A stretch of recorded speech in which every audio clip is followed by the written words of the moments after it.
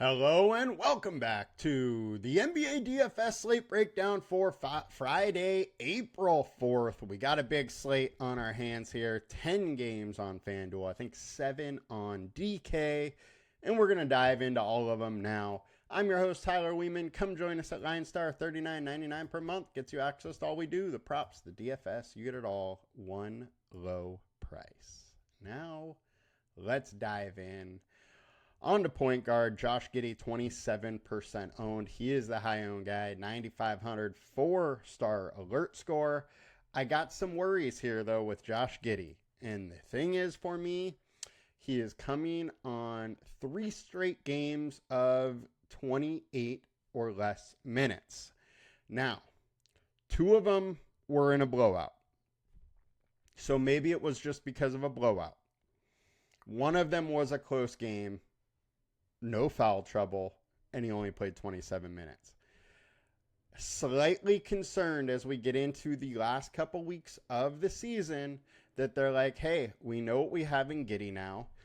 The trade was absolutely successful for us. Let's pull back on the minutes, take it easy on him down the stretch here, like many of these tanking teams are doing. And if that is the case, then Giddey may only be on a 28-minute limit now from here on out. So I worry about that a little bit, and that is my big reason why I might pull off the chalk a little bit here in this situation for Josh Giddey. Next, we got Darius Garland, 7,600, 23% owned. I'm fine going to Garland here in a great spot versus the Spurs. The only issue is he's likely going to have to do it in 28 to 30 minutes as they're going to blow out the Spurs. It's just a matter of does Garland get to, an optimal score before he's done playing. He should have plenty of opportunities to fill up the stat sheet. I'm fine going with some Darius Garland, even in this blowout situation. But if the Spurs keep it close at all, becomes very interesting. Next, we got Colin Gillespie, 4,300, 20% owned versus the Boston Celtics. Not the easiest spot in the world. However, this is a guy that is playing big time minutes and we still have no KD, so he definitely gets a boost to his usage. I'm fine rolling with some Gillespie in a spot where he's only 4,300 and been playing some solid minutes. Like the upside there. Next, we got Jose Alvarado, 5,600, 18% owned. Only issue here is he's likely playing under 30 minutes. Now, he is a solid point per dollar guy, so he can get it done in that limited amount of time. However, most likely situation is he's 5 or 6x, and he's not giving you that 7, 8x. So I like him. I think from a cash standpoint, he's a solid play. From a ceiling standpoint, I have my reservations, but I'm going to be getting some Alvarado, and I'm fine playing some. Next, we got Anthony Simons, 6,300 versus the terrible Chicago Bulls. The only issue here is that there's several Pelicans here on the injury report. Simons has missed a couple games and is on the injury report questionable today. Scoot Henderson is out. Kamara is questionable.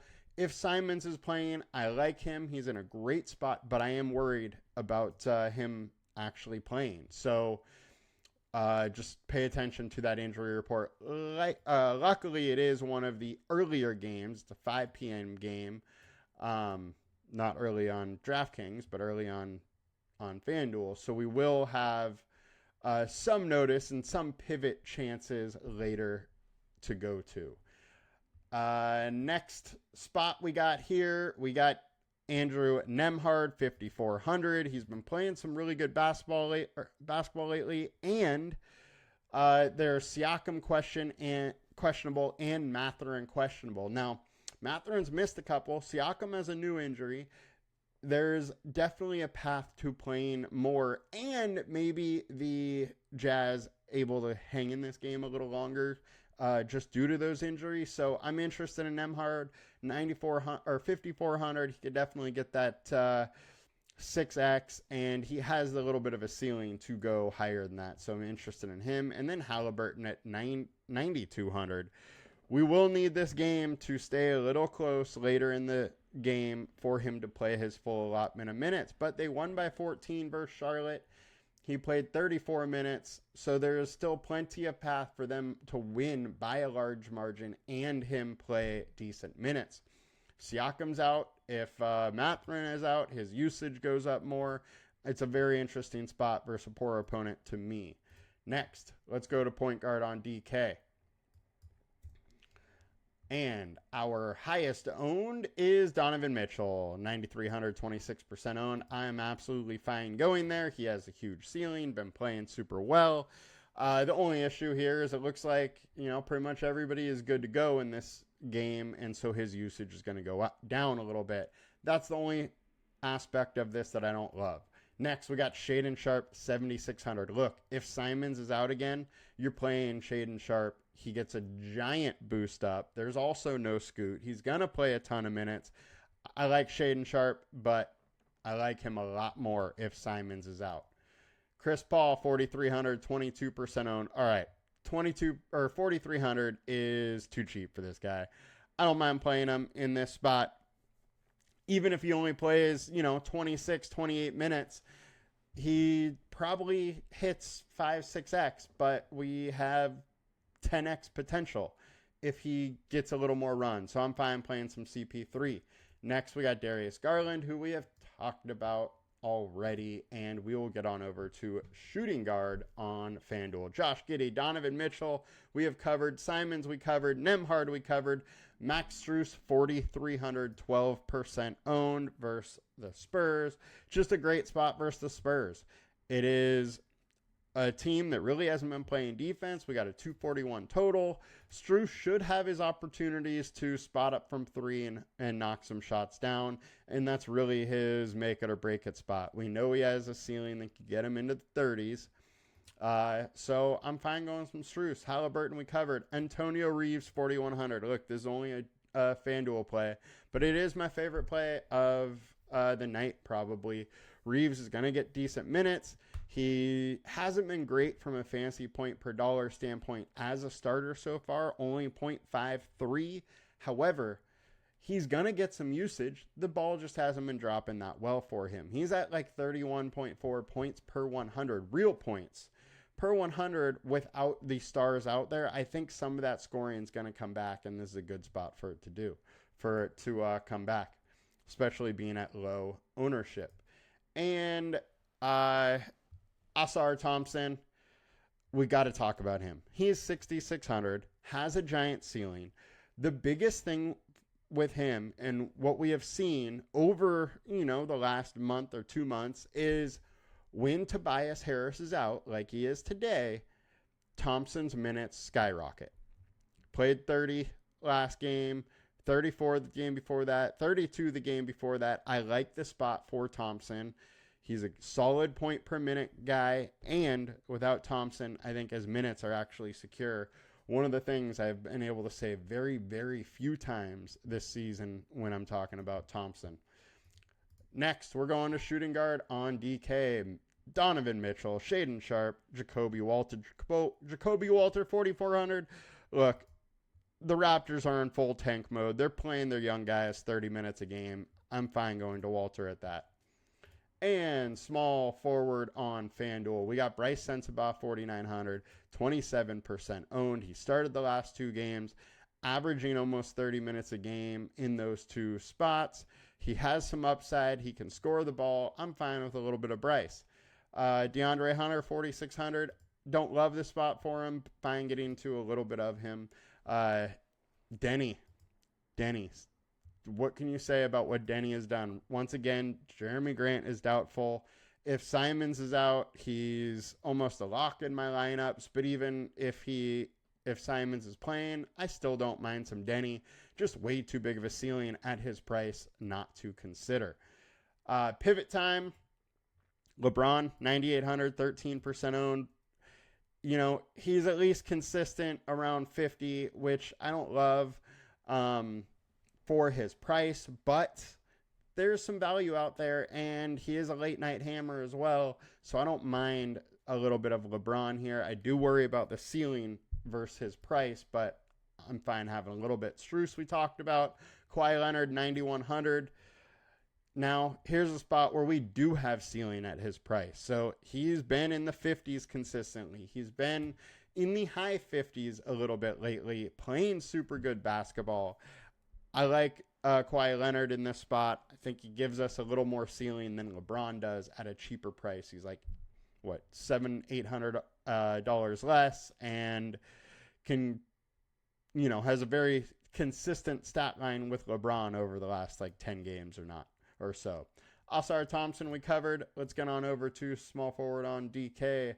Denny, Sensabaugh, Hunter, we talked about him. Power forward it is.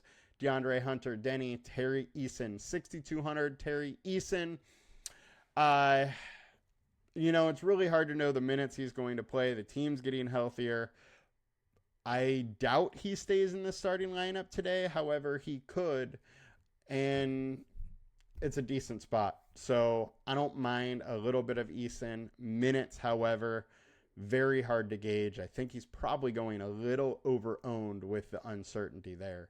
Pivot-wise, Kyle Flipkowski, 6,800. Got to keep going back this guy. There's no Walker Kessler. Obviously no Markkanen, no Jordan Clarkson. It's a good spot. Big ceiling for Kyle Flip.